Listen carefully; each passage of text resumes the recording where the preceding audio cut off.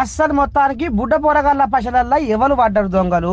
అగో గా దొంగలు ఎవరో జర్ర బయటికి రావాలి. ఎందుకంటే బుడ్డ పోరగాళ్ళ పశలు తింటుర్రు మీరు. మానక మరవగా తింటుర్రు కాబట్టి ఇవాళ సానా తగిలికి అవుతుంది. ఎందుకు మీరు బుడ్డ పోరగాళ్ళ పశల మీద కన్ను పెట్టిరు అని హరీష్ రావు నీ దండం పెట్టి డిప్యూటీ సీఎం బట్టి విక్రమార్కకు బహిరంగ లేఖ రాసిండ్రులా. ఇక బెస్ట్ అవైలబుల్ స్కూళ్ళ పథకానికి ప్రభుత్వం నిధులు ఎందుకు విడుదల చేస్తలేదు?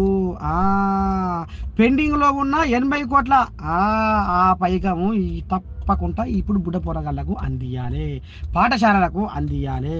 ఈ ఏడాది 130 కోట్లు విడుదల చేయాల్సి ఉండగా ప్రభుత్వము ఎందుకు నిమ్మకు నీరెత్తినట్టుగా సపోర్ట్ చేయకుండా సడి చేయకుండా మరి ఎందుకని ఈ పశలు 130 కోట్లు పంచలేదు, 130 కోట్లు ఇస్తలేదు, 130 కోట్లు విడుదల చేస్తలేదు అని హరీష్ రావు ఆమాయ వెళ్ళబోసుకుంటుండోలా. చూడాల మరి హరీష్ రావయ్యని దండం పెట్టి నిన్న మొన్ననేమో రుణమాఫీ పంచాది, ఇక ఇప్పుడేమో బుడ పోరగాళ్ళ పైసల పంచాది. ఇక మరి పాఠశాలల పైసల పంచాది మరి ఎందాక పోతుందో ఏం కదో కానీ మొత్తానికైతే హరీష్ రావు బోనాల పండుగ నాడు సిగ ఊగినట్టే ఊగుతుండులా సర్కారు మీద.